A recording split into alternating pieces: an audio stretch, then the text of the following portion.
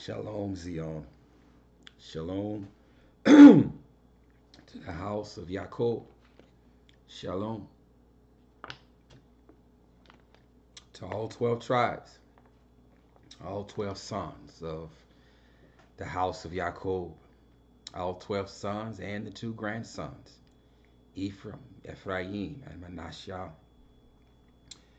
Salute you, the older brother. I salute and I give esteem to the older brother, Yahudah.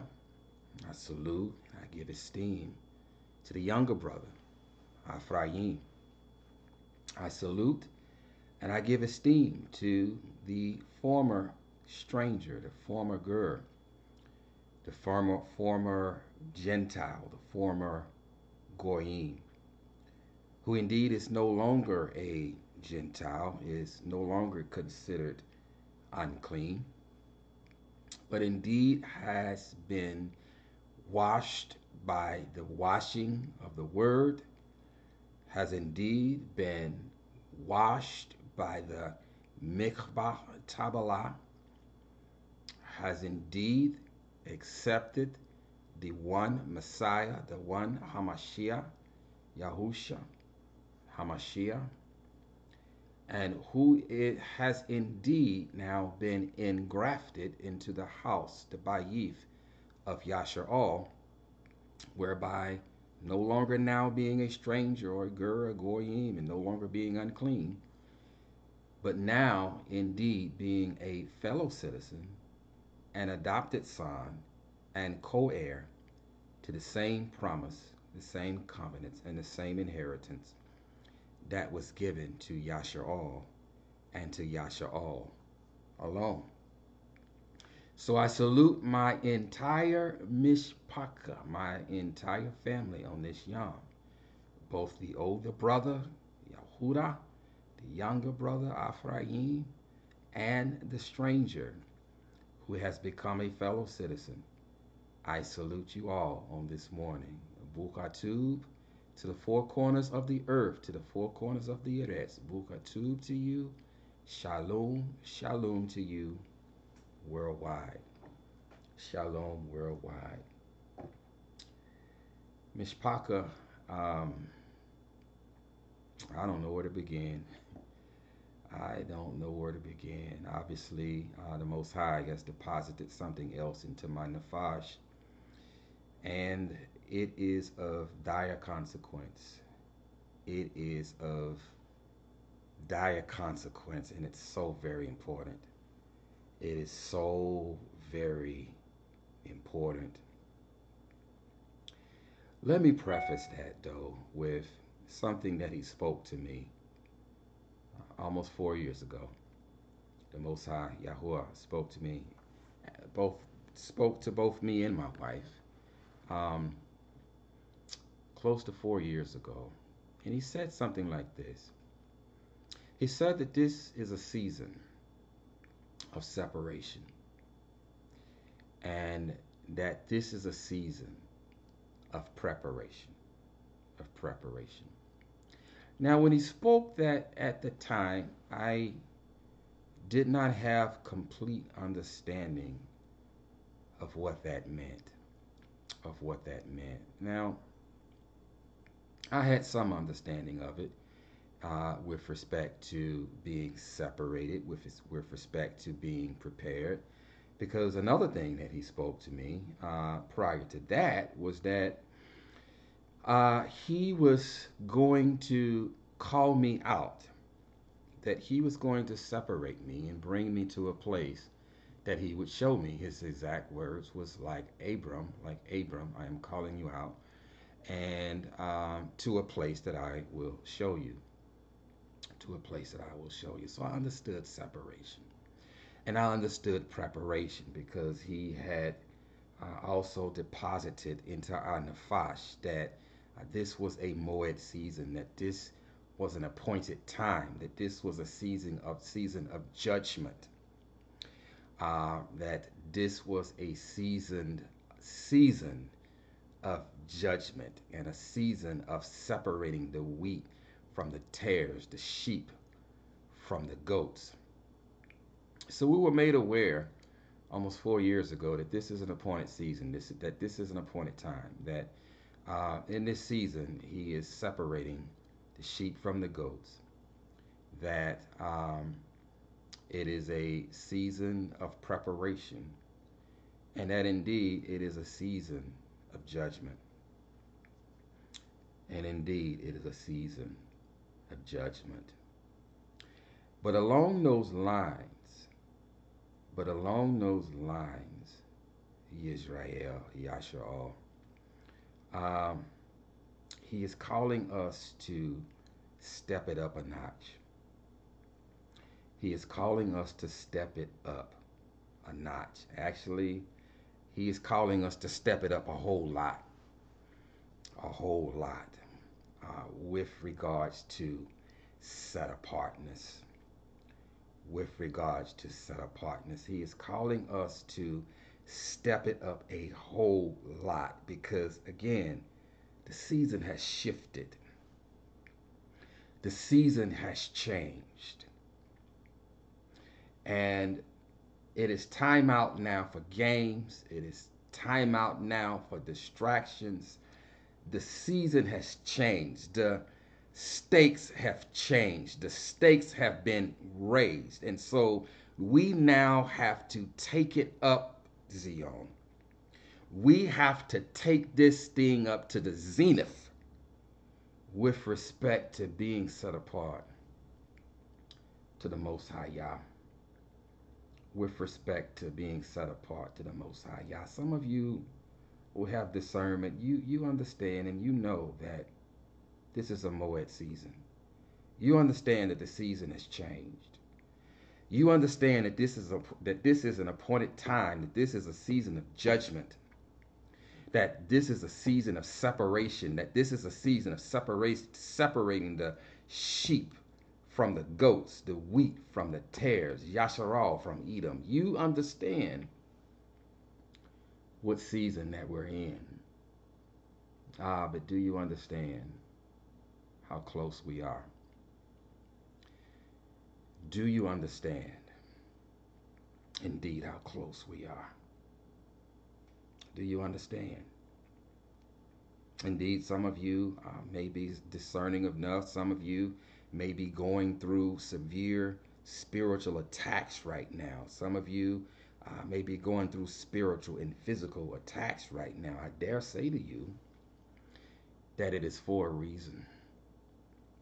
That it is for a reason. Hashatan understands the season as well, and he wants nothing more than to keep us from our mission, than to keep us from what we were born to do, because indeed we were born for such a time as this. We were created for such a time as this, and that is we were created in this season to be fruit-bearing trees during a time of famine, and water-producing rocks during a time of drought, and light-producing lamps during a time of darkness. Indeed, he understands. Indeed, he understands that we are being prepared to receive Ruach Aliyahu, the Ruach, the anointing of Yaliyahu, such that through us, Yahuwah would turn the hearts of the fathers back to the children and the hearts of the children back to the fathers. You see, Hashatan, he understands this. And he understands that indeed we are in this season, and he wants to get us out from underneath our purpose, to turn us astray, to get us distracted, to turn us to lead us astray, so that we will not accomplish our purpose. And so if you are experiencing increased spiritual attacks, I know I am. If you are indeed experiencing increased spiritual attacks, if you are indeed being distracted, these attacks, and he's sending things, he's constantly sending these darts to distract you and to cause you to turn from and to cause you to turn where we have been commanded to not turn to the right or to the left, where he's causing you to turn and to take your eyes off of things that are eternal and to gaze and focus on things that are temporal. There's a reason. There's a reason. The time is close. The time is short. The time is very close, and the time is short. So, along that vein, with regards to separation and setting ourselves apart, separation and setting ourselves apart, I picked that thought up in the book of Shema'ut, commonly called Exodus. And I'm going to read chapter 19 in its entirety. This is just one of a few witnesses that we're going to bring into focus on this Yom. But we're going to begin right here at Shema'ut, Exodus, the 19th chapter, verse. We're going to read the entire chapter, 25 verses. We're going to read the entire chapter. So beginning at verse 1, it reads, "In the third new moon, a new month, after the children of Yashar'al had come out of the land of Mitzrayim, or Egypt, on this day they came to the wilderness of Sinai, commonly called Sinai. For they set out from Rephidim, and had come to the wilderness of Sinai, and camped in the wilderness. So Yashar'al camped there before the mountain.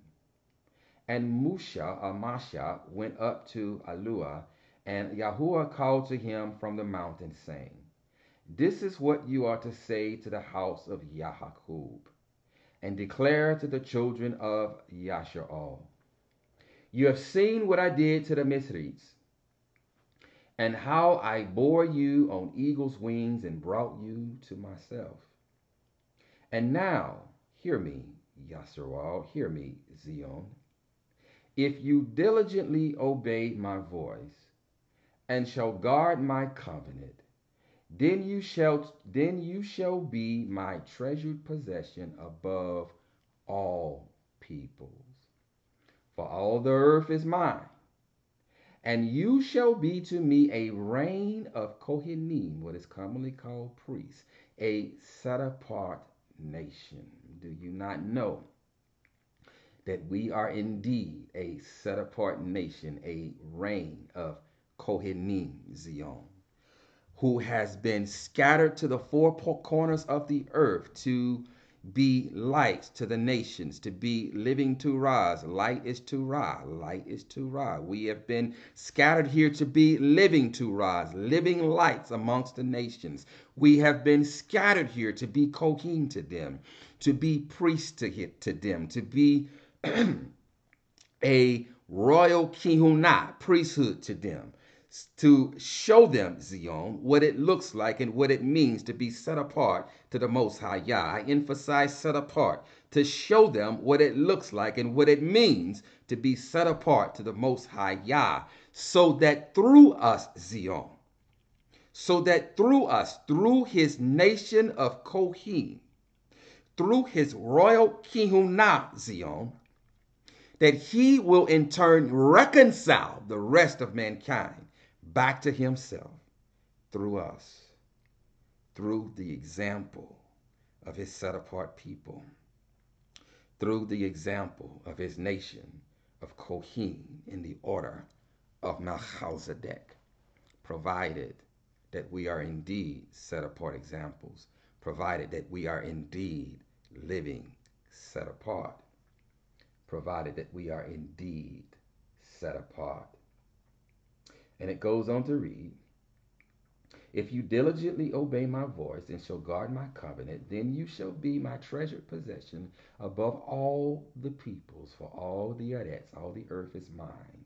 And you shall be a reign of Kohanim, and a set apart nation. His word is eternal. His word is eternal. It changes not. His word is eternal. Although we are scattered and dispersed, we are not lost. Although we are scattered and dispersed, we are still a set-apart nation and a reign of Kohanim. Those are the words which you are to speak to the children of Yashar'al. And Moshe came and called for the elders of the people, and set before them all these words which Yahuwah commanded him. And all the people answered together and said, all that Yahuwah has spoken we shall do. And Musha brought back the words of the people to Yahuwah. And all that Yahuwah has spoken we shall do. We shall do. Indeed, when you endeavor to embark on this journey, when you endeavor to walk on this narrow path, indeed, you undertake these same words. When you enter into covenant with the Most High Yah, you indeed utter these very same words. In that all that Yahuwah has spoken, we shall do. We shall do. And all that Yahuwah has spoken, we shall do. In other words, man shall not live by bread alone, but by every word that proceeds from the mouth of Yah. Man shall not live by bread alone, but by every word that proceeds from the mouth of Yah. All that Yahuwah has spoken, we shall do. You indeed, when you counted up the cost at the very beginning, when you counted up the cost and you determined within yourself that you could afford the cost of this journey, of this narrow path, you indeed agreed to these very same words. All that Yahuwah has spoken, we shall do. Every word that proceeds from the mouth of Yahuwah, we shall do. As man shall not live by bread alone, but by every word that proceeds from the mouth of Yah. So Musha brought back the words of the people to Yahuwah. And Yahuwah said to Musha, see, I am coming to you in the thick cloud. I need you to bookmark that, Zion. I need you to bookmark that. Bookmark it. Write it down or bookmark it in your Nafash. But I need you to bookmark this. Yahuwah says, see, I am coming to you in the thick cloud, so that the people hear when I speak with you. Hear when I speak with you, and believe you forever. And Musha reported the words of the people to Yahuwah. And Yahuwah said to Musha, go to the people, hear me, Zion, hear me. And Yahuwah said to Musha, go to the people and set them apart. And set them apart today and tomorrow. And they shall wash their garments, and shall be prepared by the third day. For on the third day Yahuwah shall come down upon Mount Sinai before the eyes of all the peoples. And you shall make a border for the people all around, saying, take heed to yourselves that you do not go up to the mountain or touch the border of it. Whoever touches the mountain shall certainly be put to death. Not a hand is to touch it, but he shall certainly be stoned or shot with an arrow, whether man or beast. He shall not live. When the Yobel sounds long, when the shofar sounds long, a ram's horn, when the shofar sounds long. I need you to bookmark that as well. I need you to bookmark it. When the Yobel, when the shofar, when the ram's horn sounds long, let them come near the mountain. And Musha came down from the mountain to the people and set the people apart. And set the people apart. And they washed their garments. And he said to the people, be prepared by the third day. Do not come near a wife. Because that too is considered uncleanness, because that is a condition of our fallen sinful state. It is a condition of our fallen sinful state. I'm not telling you to stop laying with your wife or with your husband, but I need you to understand it is considered uncleanness because it is a condition of our fallen sinful state. He does not accredit it to us anymore as sin. Thus, unlike our ancestors, we are not unclean until evening. That's another teaching, but I just need you to understand in the context here of what we're reading that he says, "Do not come near a wife," because sexual intercourse is considered unclean because it is a condition of our fallen state. Nevertheless, and it came to be on the third day in the morning that there were thunders and lightnings and a thick cloud on the mountain, and a voice of a shofar, and the voice of a shofar, a ram's horn, was very strong. And all the people were in the camp, and all the people who were in the camp trembled. They trembled. And Musha brought the people out of the camp to meet with Yahuwah. And they stood at the foot of the mountain, and Mount Sinai was in smoke, all of it, because Yahuwah descended upon it in fire. And the smoke went up like the smoke of a furnace, and all the mountain trembled exceedingly. And when a voice of the shofar, a ram's horn, sounded long and became very strong, Musha spoke, and Yahuwah answered him by voice. And Yahuwah came down upon Mount Sinai on the top of the mountain. And Yahuwah called Musha to the top of the mountain, and Musha went up. And Yahuwah said to Musha, "Come down and warn the people, lest they break through unto Yahuwah to see, and many of them fall. And let the Kohanim, the priests who come near Yahuwah, set themselves apart too. Set themselves apart too, lest Yahuwah break out against them." And Musha said to Yahuwah, "The people are not able to come up to Mount Sinai, for you warned us, saying, Make a border around the mountain and set it apart." And Yahuwah said to him, "Come, go down, and then come up, you and Aharon with you," a commonly called Aaron.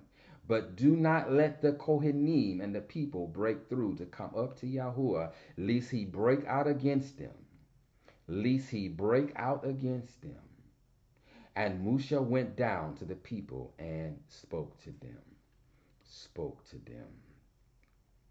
Another witness, Shamaut, the 20th chapter. We're painting a picture here. We're painting a picture. We're bringing context. We're bringing context to being set apart, and why must we be set apart, especially in this Moed season. Why must we be set apart in this Moed season, in this appointed time?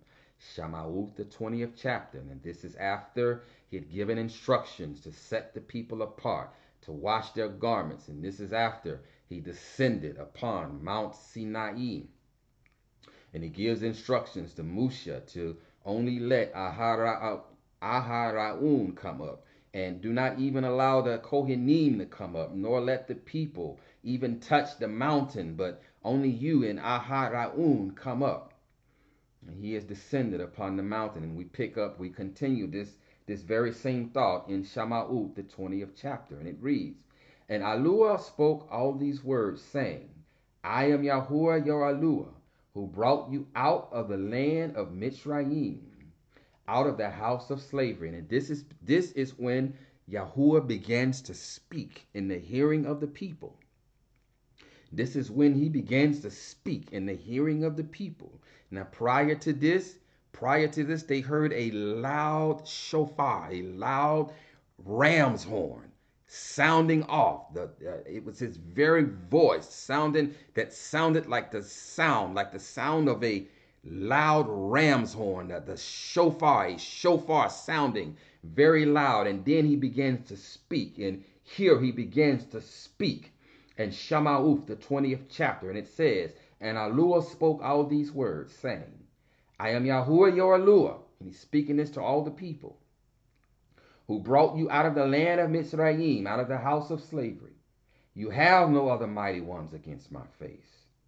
You do not make for yourselves a carved image or any likeness of that which is in the Shamayim above, or which is in the earth beneath, or which is in the waters underneath the earth.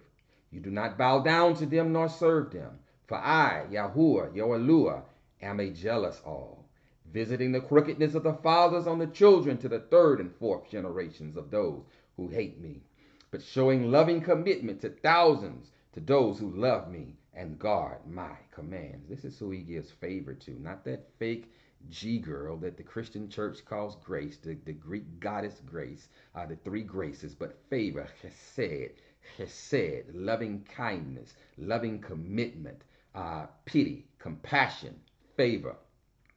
He gives favor to those who obey him. Favor to those who obey him, but showing loving commitment to thousands, to those who love me and guard my commands. You do not bring the name of Yahuwah your Elohim to naught, for Yahuwah does not leave the one unpunished who brings his name to naught. Remember the Shabbat Yom, to set it apart. 6 days you labor, and you shall do all your work, but the seventh day is a Shabbat of Yahuwah your Elohim. You do not do any work, you nor your son, nor your daughter, nor your male servant, nor your female servant, nor your cattle, nor your stranger who is within your gates. For in 6 days Yahuwah made the Shamayim, and the earth, the sea, and all that is in them, and rested the seventh Yom. Therefore Yahuwah Baruch the Shabbat Yom, and set it apart. Respect your father and your mother, so that your days are prolonged upon the soil which Yahuwah your Elohim is giving you.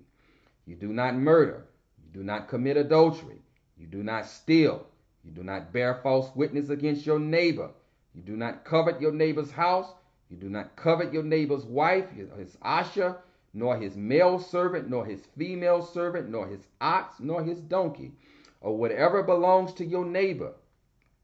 And all the people saw the thunders, the lightning flashes, the voice of the shofar, and the mountain smoking. And the people saw it, and they trembled, and stood at a distance, and said to Moshe, You speak with us, and we hear, but let not Yahuwah speak with us, lest we die.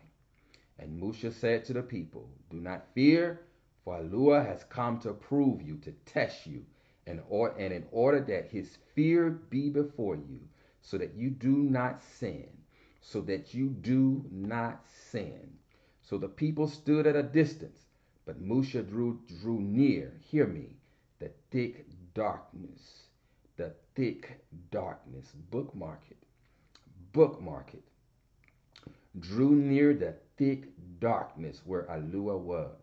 And Yahuwah said to Moshe, Say this to the children of Yasharal.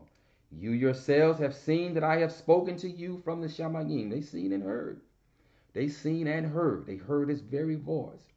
You do not make besides me mighty ones of silver, and you do not make mighty ones of gold for yourselves. Make a slaughter place of earth for me, and you shall slaughter on it your ascending offerings and your shalom offerings, your sheep and your cattle. In every place where I cause my name to be remembered, I shall come to you and baruch you and barak you. And if you make me a slaughter place of stone, do not build it of cut stone, for if you use your chisel on it, you have profaned it. Nor do you go up by steps to my slaughter place, lest your nakedness be exposed on it. So they heard the very voice of Yahuwah give the 10 words, the 10 dabarim, the words of the covenant, the marriage vows. They heard it with their very own ears. Prior to this, Yahuwah gives instructions to Moshe to set the people apart. Moshe gives instructions to set the people apart. And for 3 days, the people were set apart, and then Yahuwah descended in thick darkness and gloom with the sound of a loud shofar, of a ram's horn. He descended in thick darkness and gloom and thunderings and lightnings, and he came back and spoke in the very hearing of the people, the 10 dabarim, the 10 words, which are the foundation of the entirety of Torah, which teaches us to make a distinction between the clean and the unclean, which teaches us how to live set apart once we have been made set apart. which teaches us how to live set apart after we have been made set apart. So he utters the very words in their hearing of how they were to live, continue in set apartness through the 10 dabarim, which are the foundation again of Torah itself, which are the foundation of Torah itself. He spoke these words in their very hearing. In their very hearing. But I need to draw your attention to the fact that before he descended in thick darkness and in gloom, he gave the instructions to Musha to set the people apart. To set the people apart. What does it mean to be set apart? Set apartness means to be set apart from sin and set apart to Yahuwah. Set apart from sin and set apart to Yahuwah. To be set apart from everything that is unclean, because sin is considered uncleanness. To set ourselves apart, or to separate ourselves from everything unclean. Remember, I told you, he spoke to me that this is a season of separation. That this is a season of separation. Thus, set apartness means to separate ourselves from everything that is unclean, to separate ourselves from sin, to set apart ourselves away from sin and set ourselves apart to him in righteousness and in truth. In righteousness and in truth. To set ourselves apart to obedience to his righteous Torah. In obedience to his righteous Torah. Now, the way that Musha set our ancestors apart, whenever we are being set apart, there has to be an offering.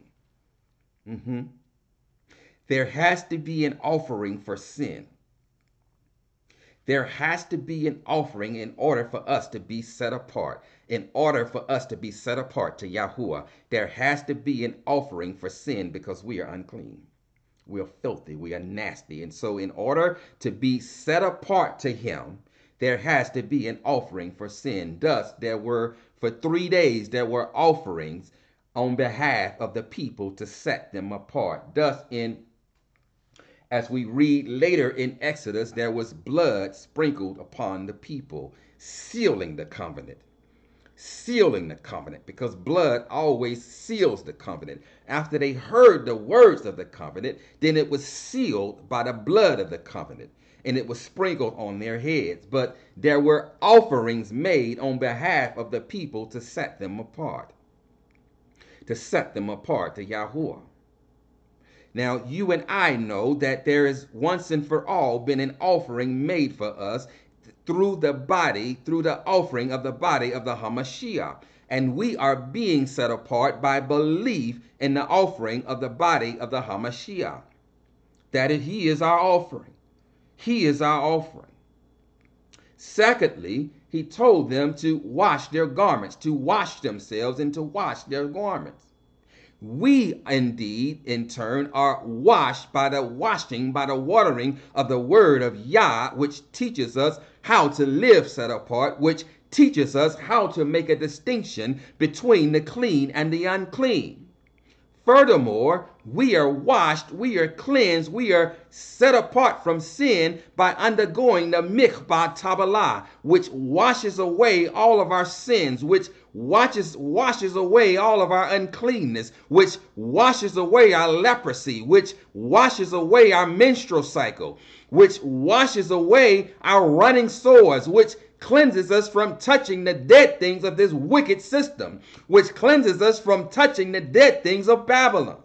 The mikvah tabalah, not some pagan baptismal, but the mikvah tabalah. This washes and cleanses us from all unrighteousness and sets us apart to the Most High Yah, provided that we have belief in the offering of the body of the Hamashiach, because indeed, again, blood has to be shed.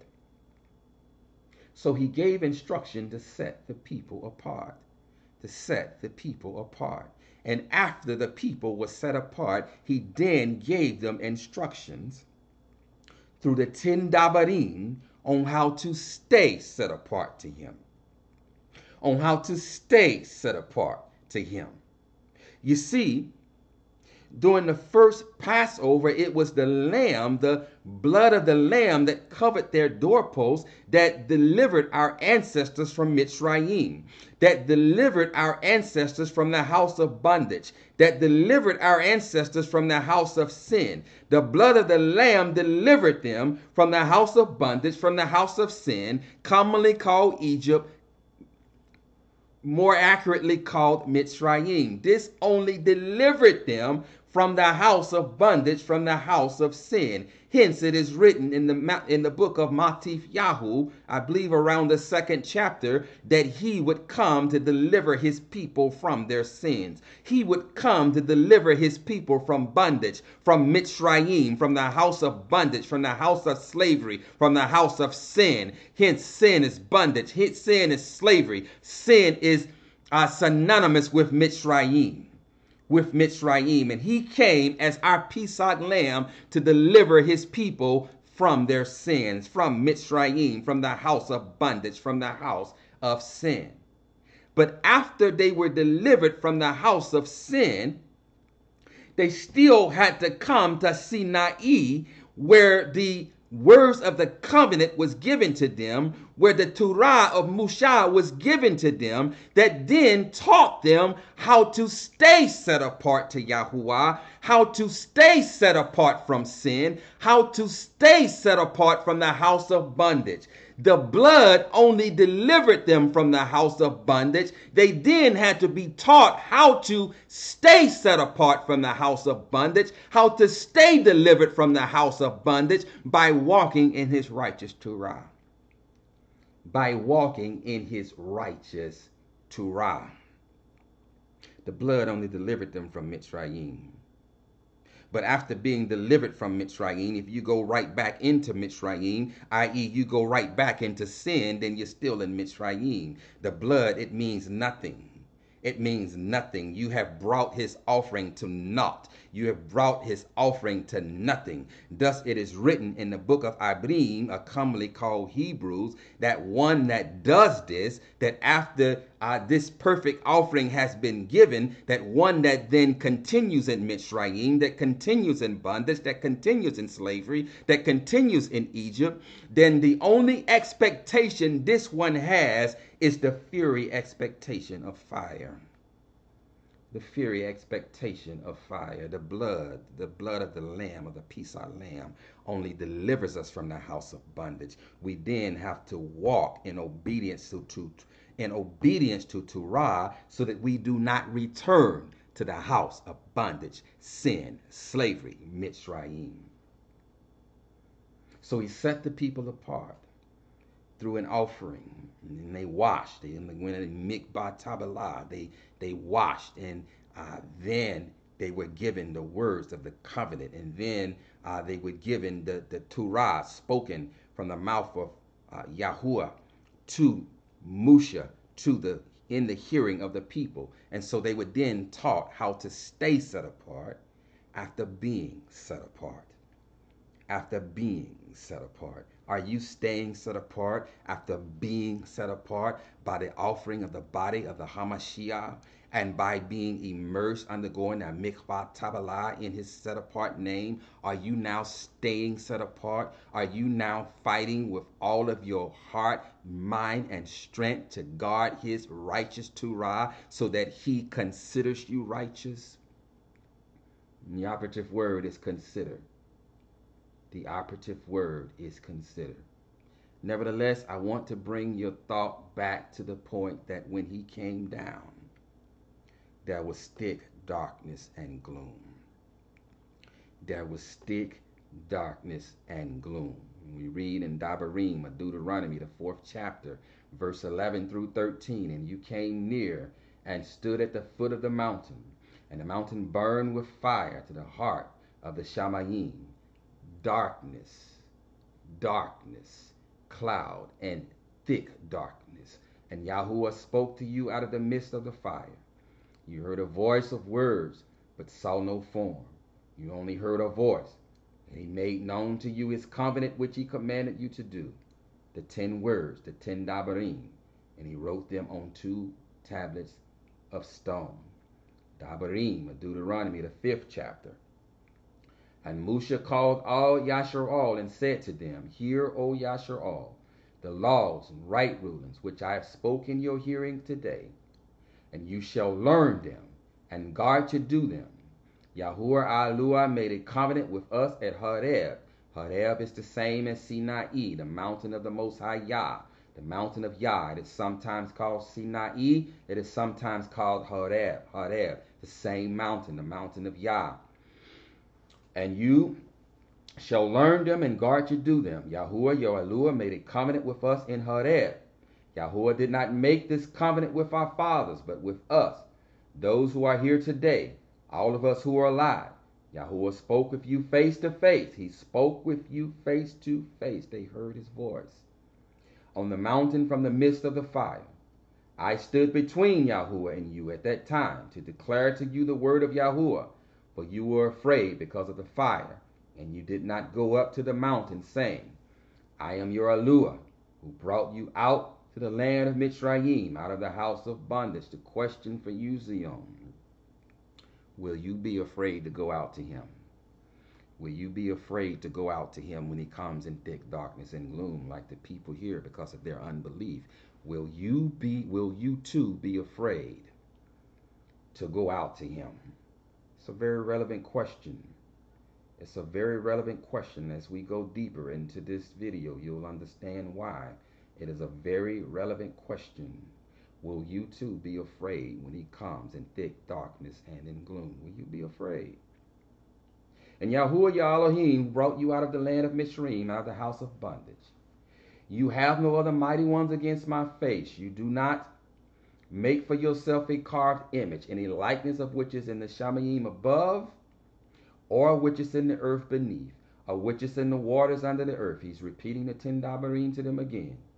And you do not bow down to them nor serve them. For I, Yahuwah, your Elohim, am a jealous all, visiting the crookedness of the fathers upon the children to the 3rd and the 4th generations of those who hate me, but showing loving commitment to thousands, to those who love me and guard my commands. You do not bring the name of Yahuwah, your Elohim, to naught, for Yahuwah does not leave him unpunished who brings his name to naught. Guard the Shabbat Yom, to set it apart, as Yahuwah, your Elohim, commanded you.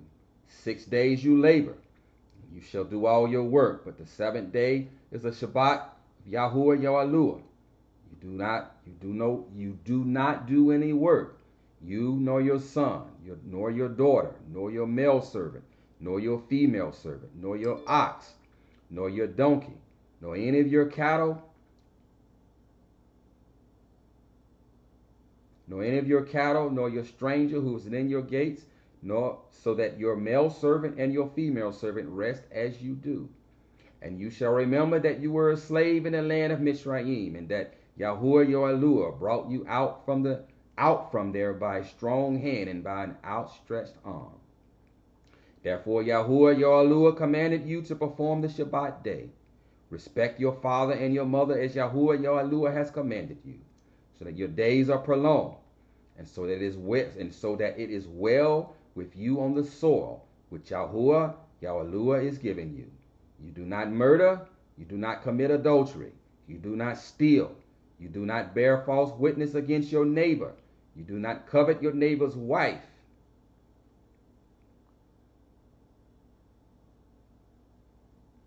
You do not covet your neighbor's wife, nor do you desire your neighbor's house, his field, nor his male servant, nor his female servant, his ox, nor his donkey, or whatever belongs to your neighbor. These words Yahuwah spoke to all your assembly. These words Yahuwah spoke to all your assembly, and the mountain from the midst of the fire, of the cloud, and of the thick darkness, with a loud voice. And he added no more. And he wrote them on 2 tablets of stone and gave them to me. And he added no more. And he wrote them on 2 tablets of stone and he gave them to me. These are the words of the covenant. These are our marriage vows. These are the very foundation of Torah. These lay the foundation of all of Torah, of all of Torah. Do not say that this servant has said to you that all we have to do is obey the 10 Dabarim. Again, you heard me say that this is the foundation of all of Torah. This is the very foundation of it. The very foundation of it. You still do not drink blood. You still do not practice divination. You still do not lie with beasts. You still do not, if you're a man, you do not lay with a man. If you're a woman, you do not lay with a woman. You do not lay with your father's wife. You do not lay with your daughter. You do not, if you're a woman, you do not lay with your sons. This is still Torah. This is still Torah. So this merely lays the foundation for all of Torah, for the rest of Torah. It merely lays the foundation, but it does not replace the rest of Torah. I pray you understand that.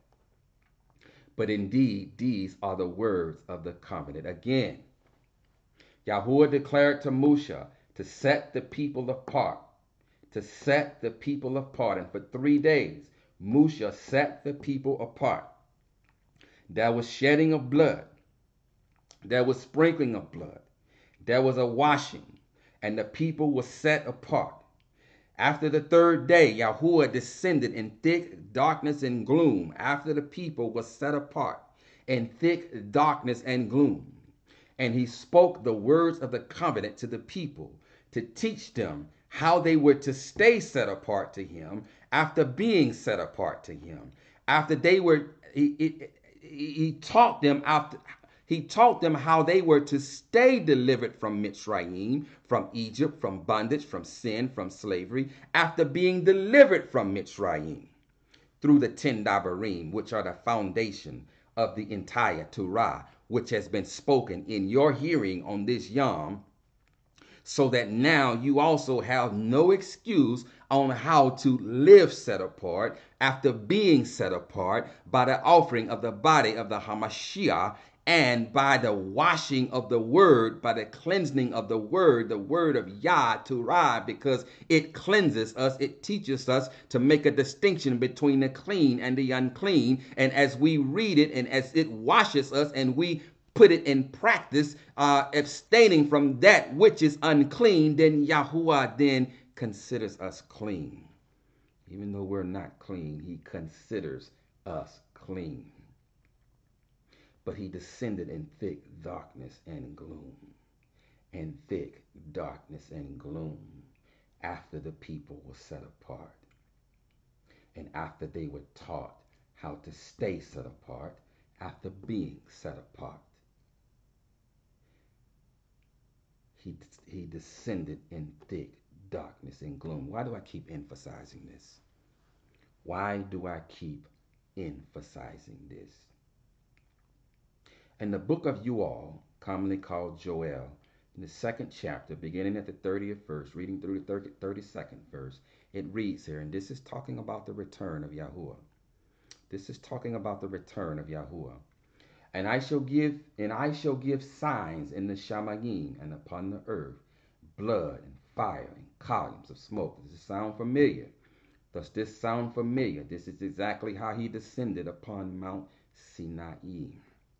The sun is turned into darkness, and the moon into blood, before the coming of the great and awesome day of Yahuwah. And it shall be that everyone who calls in the name of Yahuwah shall be delivered.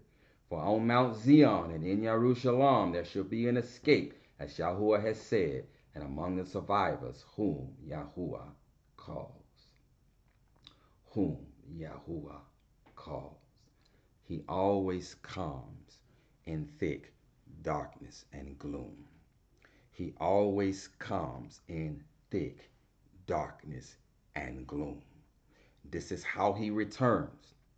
This is how he's going to return, and this is how he came the first time at Mount Sinai in thick darkness and gloom. And the same command still resonates today. Set the people apart. Set the people apart, because nothing unclean will enter, and nothing unclean can come near him. I understand that we're unclean, that we're not righteous, that we have no righteousness of our own. But his righteousness does cover us. YAHUAH'S, his righteousness does cover us, and his righteousness better cover you. Through belief in the offering of the body of the Hamashiach and obeying his righteous Torah with all of your heart, mind, and strength. It has got to be your portion. It has got to be your life. Set apartness has got to be your goal. Love and set apartness, because if you love, that means you obey him. Because if you love Yahuwah, that means that you are going to obey him. That means that you are going to aspire to live set apart to him. If you love your neighbor as you love yourself, then that also means that you are going to guard his set apart Torah. That also means that you are going to guard his set apart Torah. So if we do not have the witness of the offering of the body of the Hamashiach, have been immersed in his name, and are fighting with all our nefash, of all of our strength, with all of our being, if we're not fighting to live set apart, don't you dare bother to go out to him. Don't you dare bother to touch the mountain. Don't you dare bother to touch the mountain. He is calling for set apartness in this season. He is calling for us to live. He is calling us to set ourselves apart from all things unclean, and to set ourselves apart to cleanness and set apartness, to set ourselves apart to obedience to him. This is a season of separation. This is a season of set apartness, of separating everything that is unclean in our lives. Separating everything that is unclean in our lives and setting ourselves apart to him in righteousness and in truth, because this is a Moed season. This is an appointed time. It will not be long before he comes back with thick darkness and gloom. With thick darkness and gloom. And that very same ram's horn that they heard at Sinai on that day, that very same ram's horn that was so loud that Mount Sinai shook and it shaked, that very same ram's horn that caused the people to tremble and to be afraid, that very same ram's horn is going to sound again. And that very same ram's horn is going to be so loud that the dead in Mashiach are going to wake up. And those of us who are alive and remain are going to be changed in the twinkling of an eye. That very same sound of that ram's horn is going to be so loud that it's going to cause us to leave our bodies and be transformed instantly into a renewed body, where we are going to join those who died in Mashiach in the air with the Hamashiach. And we are going to be gathered from the four winds of the Eretz and gathered into our land, and there in our land in Jerusalem are we going to reign and rule with our Yahuwah, with our Eluah for all eternity. That very same ram's horn is going to sound out in thick darkness and gloom. But the question is, have you set yourselves apart? Are you setting yourselves apart in preparation for that day of thick darkness and gloom, when that ram's horn sounds and shakes the very Eretz? Are you setting yourselves apart daily from all things that are unclean? Are you being set apart? As it reads in Karetayim Alaf of 1 Corinthians, the 15th chapter, verse 51 through 52. See, I speak a secret to you. We shall not all sleep, but we shall be changed in a moment, in the twinkling of an eye, at the last trumpet. For the trumpet shall sound, and the dead shall be raised incorruptible, and we shall be changed. This is that last shofar. This is the sounding of that last shofar, the ram's horn, the seventh trump. There are 6 preceding trumps before this one. And this is that last trump, the trump of Yah. That very same trump that sounded at Mount Sinai when he entered into covenant with us. Hallelujah. This very same trump is going to sound when the Brith Kadashah, when the renewed covenant is finally sealed. It's finally sealed when we finally become one with him, when we finally reassume our bright nature where we shine as he shines, as it is written that we shall shine as the sun. Why? Because he shines as the sun. At this day, on this day, the Brith Kadashah, the renewed covenant, will finally be sealed. Will finally be sealed when the ram's horn, when that ram's horn, the same ram's horn that sounded at Mount Sinai when he entered into the everlasting covenant with our ancestors at Mount Sinai, that very same ram's horn would sound at the renewing of the everlasting covenant when we are finally one with him, when we are finally married to him, when we finally become echad with him. That very same ram's horn will sound. But are you setting yourselves apart? Are you setting yourselves apart in preparation for that great day? In preparation for that great day. It is read in Matthew, the 24th chapter, reading verse 29 through 31. And immediately after the distress, and immediately after the distress of those days, the sun shall be darkened, and the moon shall not give its light, and the stars shall fall from the Shamayim, and the powers of the Shamayim shall be shaken. And then the son of Adam shall appear in the Shamayim. And then all the tribes of the earth shall mourn, and they shall see the son of Adam coming on the clouds of the Shamayim with power and much esteem.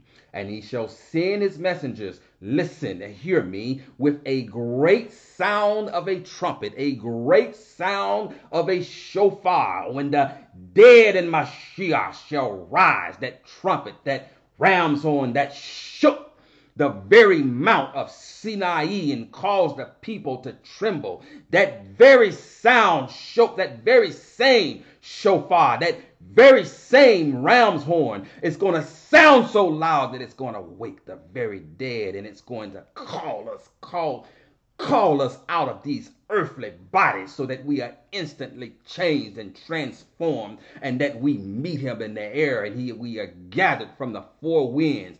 Then that he brings us back to our land, that he finally restores the kingdom, the reign of YAHUAH'S at this time. But are you being set apart? Are you setting yourselves apart as the command was given to Musha? Are you being set apart in preparation for the thick darkness and gloom? Are you being set apart for that great day? Are you making now a distinction between the clean and the unclean? Are you shedding all uncleanness from you? Are you throwing down all uncleanness, irrespective of what it is, whether it is family, whether it is children, whether it is your Asha or your Asha, whatever it is? Are you making a distinction between the clean and the unclean? And are you separating yourself from that which is profane and setting yourselves apart in righteousness and in truth to the Most High Yah? Are you preparing? Are you being prepared for that day of thick darkness and gloom when Yahuwah returns at the sound of a shofar, at the sound of a great ram's horn? Are you being prepared? Are you setting yourselves apart? Are you walking in righteousness and in truth? Are you walking in righteousness and in truth as it is written? In the book of Lucas, or Luke, the 17th chapter and the 34th verse, I say to you, in that night, I say to you, in that night, that there shall be two in one bed. The one shall be taken and the other left. Which one will you be on that night of thick darkness and gloom? Which one will you be? Which one will you be? Are you setting yourself apart to the Most High Yah? Are you making a distinction between the clean and the unclean? Are you turning away from distractions? Are you turning away from the filthy lucre, the filthy things of the arets? Are you turning away from all uncleanness and setting yourself apart in righteousness and truth to the Most High Yah? Are you obeying his righteous Torah with all of your heart, mind, and strength? Do you have the witness of Yahushua HaMashiach? In other words, do you believe in the offering of the body of the Hamashiach for remission of your sins, for deliverance from bondage, for deliverance from Mitzrayim? But again, after being delivered from Mitzrayim, after being delivered from sin, after being delivered from those sins that the Torah of Musha could not deliver us from, like adultery and idolatry and paganism and whoring. You see, these sins the Torah of Musha could not deliver us from. The Torah of Musha calls for death for these sins. But the offering of the body of the Hamashiach delivers us even from these sins, provided that you teshuvah, provided that you repent, that you turn from this wickedness, and you turn back to his righteous Torah in ruach and in truth, in ruach and in truth, in ruach and in truth. How about you? Are you setting yourselves apart? Are you setting yourselves apart to the Most High Yah in preparation for this Yom, in preparation for this great day? As it is written in Matif Yahu, or Matthew, the 25th chapter, verse 1 through 13, beginning at verse 1, it reads, Then the reign of the Shamayim shall be compared to 10 maidens.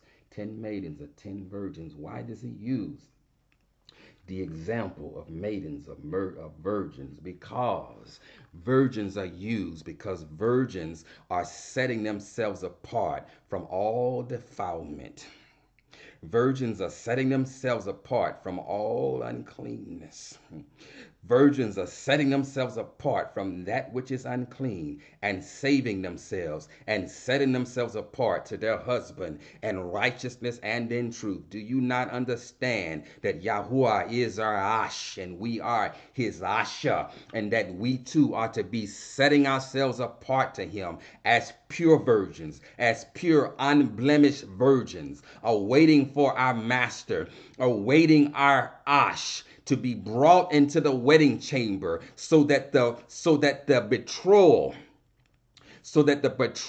is now consummated, so that the marriage is now consummated by the act of becoming one flesh, by the act of becoming one, so that the wedding, so that the marriage is now consummated. Are you remaining pure? Are you making a distinction between the clean and the unclean? Are you remaining a virgin for your husband so that he will be proud to take you as his wife? Or will he be disappointed and cast you out and bring you out of your father's house, where you will be stoned because you have brought defilement and shame on your father's house and an abomination on the land of Yasharal? Will your garments be clean, or will they be stained with the blood of your defilement, with the blood of your virginity, indicating that you have been laying with other mighty ones, that you have other husbands, that you have been submissive and obedient to other husbands? Or will you be a pure virgin, one that is set apart to his husband, to our husband, one that is obedient to our one husband, one that is obedient to the instructions of our one husband contained in his righteous Torah? Or will you be one that is found that having his garments stained with the blood of your virginity, indicating that you are obeying other husbands, indicating that you are obeying the commands and the doctrines of men? rather than the set apart instructions of the Most High Yah. Nevertheless, then the reign of the Shamayim shall be compared to 10 maidens, 10 virgins, who took their lamps and went out to meet their bridegroom. Why did they need lamps? Because he's coming back in thick darkness and gloom. He's coming back at night. He's coming back at night in the thick darkness and gloom. So by this example, you better be set apart. You better be a virgin. You had better have set yourself apart when he comes. You better be a virgin with unblemished garments. You better be set apart to him. You had better have been setting yourself apart to him in preparation for his return. In preparation for his return. So they needed lamps because he's coming back in thick darkness and gloom. And 5 of them were Hakam, what the world calls wise, and 5 foolish. Which one will you be? A Hakam virgin or a foolish virgin? Which one will you be? Those who were foolish, having taken their lamps, took no oil with them. But the Hakam took oil in their containers with their lamps, meaning that those who were foolish, they had lamps and they were indeed virgins, but they had no oil. They had no oil. Oil meaning the oil of obedience. The oil of obedience is the oil that lights the light of Torah. It makes no difference to have the light of Torah if you're not obeying it. If you're not obeying it, it makes no difference to have the light of Torah. If you are not obeying it, you must have the oil of obedience with your lamp.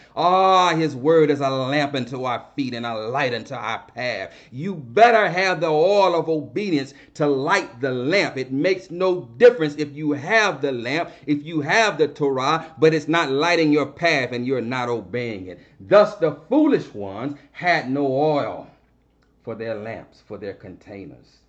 But the Hakam ones had oil for their containers. They had the oil of obedience and the light of Torah. Now while the bridegroom took time, they all slumbered and slept. Hear me. And at midnight a cry was heard. And at midnight a cry was heard. Yes, he's coming back in thick darkness and in gloom. It will be night. Thick darkness and gloom. No different than Mount Sinai when he descended in thick darkness and gloom by the sound of a great ram's horn, by the sound of a great shofar. And at midnight a cry was heard, see, the bridegroom is coming. Go out to meet him. Remember I asked you initially, will you go out to meet him in thick darkness and gloom? Or will you respond to the people who were afraid to go up to him, so that only Musha and Aharaun went up to him? Or will you respond like the people who had no amunah, and who were obviously not living set apart? Which one will you be? Will you be afraid to go out to him? Will you be a Hakam virgin or a foolish virgin? Which one will you be? Which one will you be when that thick darkness and gloom comes at the great sound of a shofar? Will you be afraid to go out to him like the people were afraid to go up? Will you be a virgin? Will you be living set apart with all your heart, mind, and strength? Are you even now making a distinction between the clean and the unclean? Are you even now setting yourself apart from all that is unclean and setting yourself apart to him in righteousness and in truth? Then all those maidens rose up and trimmed their lamps, and the foolish said to the Hakam, give us of your oil. No. Because our lamps are going out. But the Hakam answered, saying, no, indeed, there will not be enough for us and you. My obedience is for me. You see, this is a personal journey. My obedience is for me. My obedience and my knowledge of Torah is for me. You need to gain your own obedience and your own knowledge of Torah. You need to gain your own oil. You need to gain your own knowledge of Torah and your own obedience to Torah. It reads, going on, instead, go to those who sell and buy for yourselves. In other words, go to those who teach. Go to those who teach Torah. Go to them. But I don't have enough to give you right now because my husband is coming. I don't have enough for you. I gotta go. I gotta go based on my own merits, based on my own works, and you gotta go based on your own works. So go to him who teaches. Go to them who teaches. And while they went to buy, the bridegroom came, and those who were ready went in with him to the wedding feast, and the door was shut. Again, the wedding feast, the wedding feast, the wedding feast for virgins, for virgins, for virgins. You see, in the Hebrew culture, when a wife is taken, a bride's price is paid. A betrothal price is paid. For a virgin is 50 pieces of silver. It's more expensive. It's expensive to purchase a virgin. You see, you have to redeem her from her father's house. You have to redeem her. So there is a price paid, a redemption price paid for a virgin, and it is 50 pieces of silver. Once the bride's price is paid, then that virgin does no longer belongs to her father, but she belongs to her husband. She belongs to her husband. The only thing that remains to happen is the wedding feast and the consummation of the marriage through becoming one flesh through sex. Through sex. The only thing that remains is the consummation of the marriage and the wedding feast. And the wedding feast. Thus it reads here. And while they went to buy, the bridegroom came, and those who were ready went in with him to the wedding feast, and the door was shut. And the door was shut. You see, a heavy bride's price has been paid for you and I.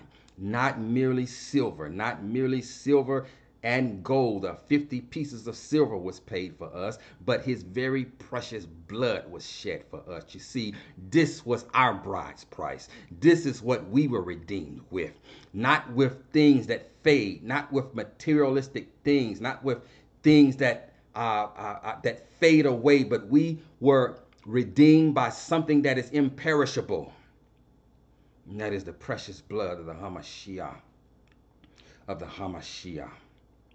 And so are you remaining a virgin? Are you remaining set apart so that when he gathers us, we can go into the wedding feast, the first resurrection, the first fruits, so that we can go into the wedding feast and become a Yahad, become Ahad with him, and be joined as one with him, and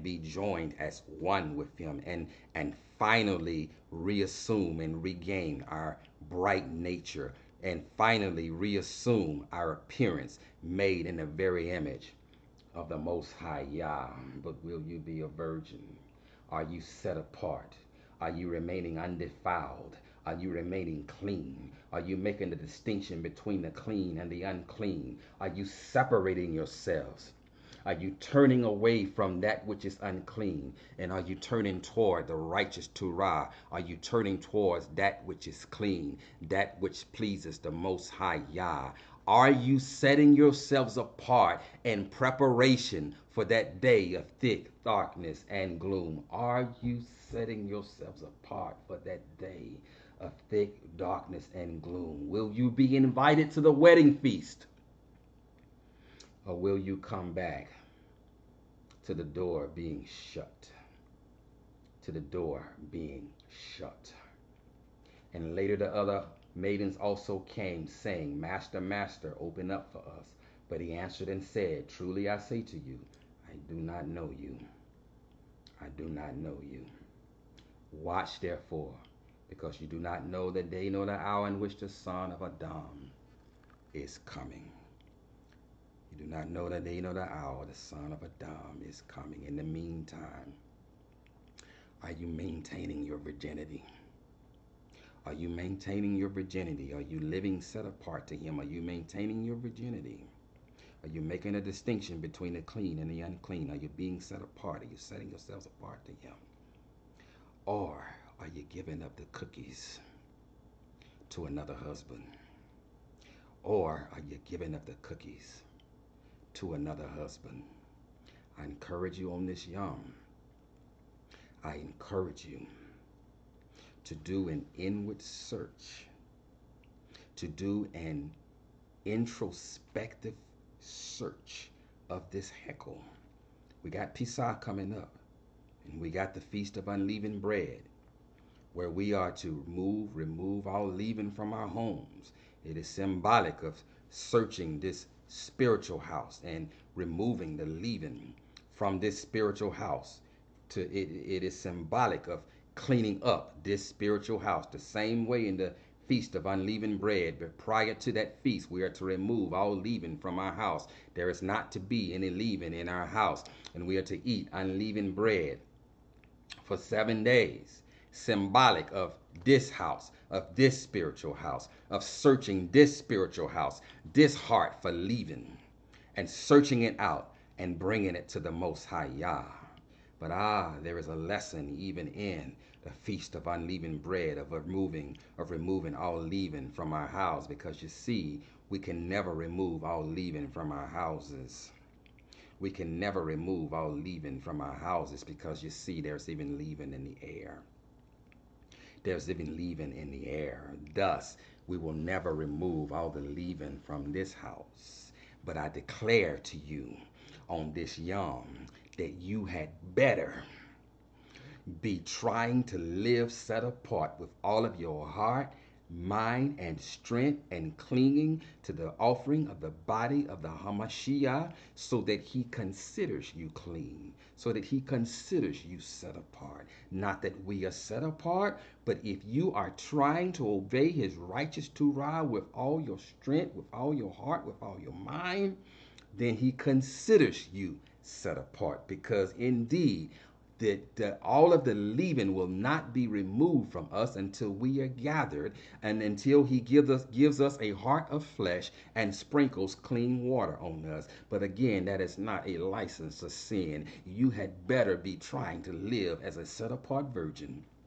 You had better be trying to separate yourself from all that is unclean, and set yourselves apart to the Most High Yah, and to set yourselves apart to what he considers clean, and to separate yourselves from what he considers unclean.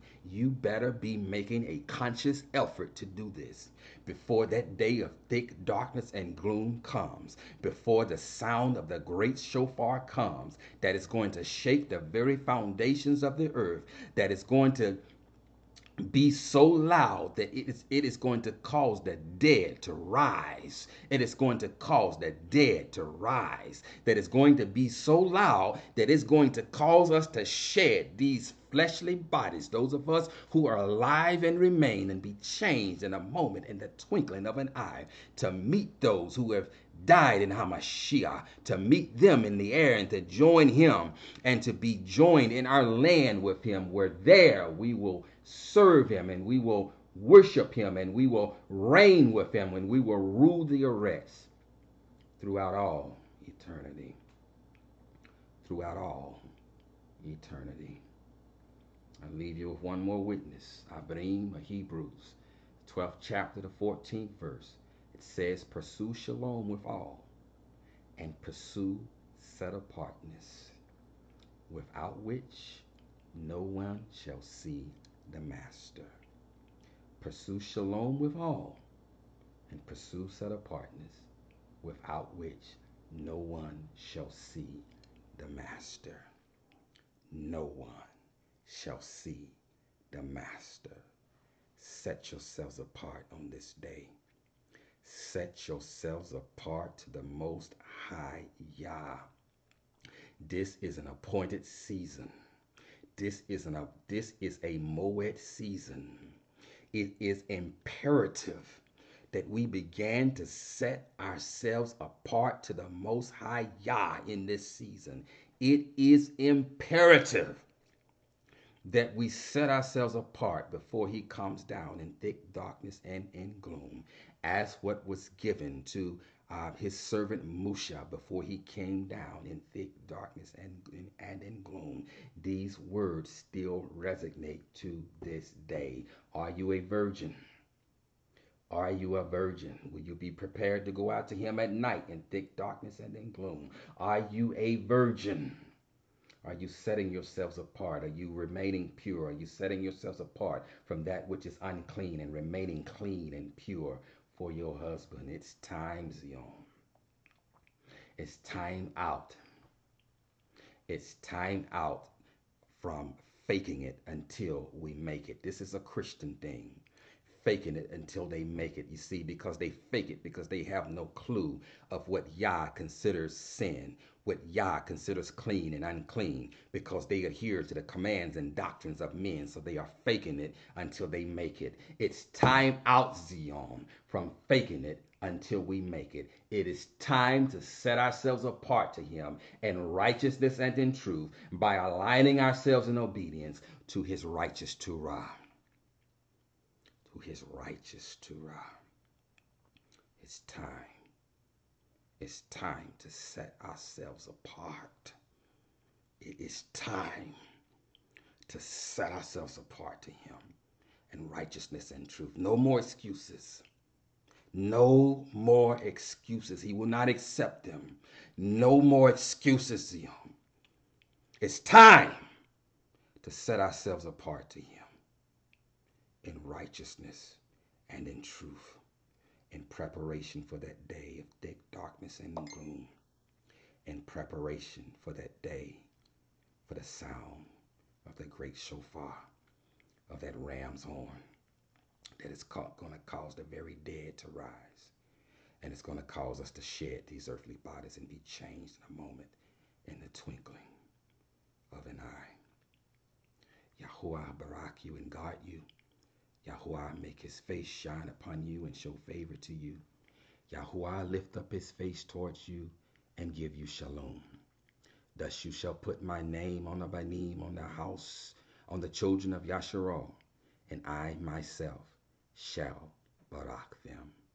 Amen, amen, amen.